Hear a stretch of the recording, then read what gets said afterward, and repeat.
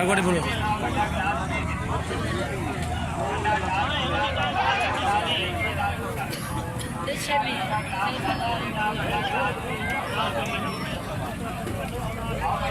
कुछ मसाला में डाल के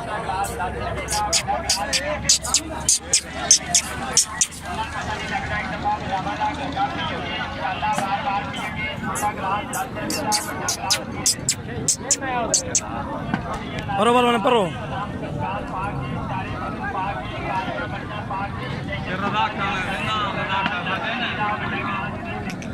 वाला छोटा पिए भाईजान छोटा गिलास 10 रुपए का बड़ा गिलास भाईजान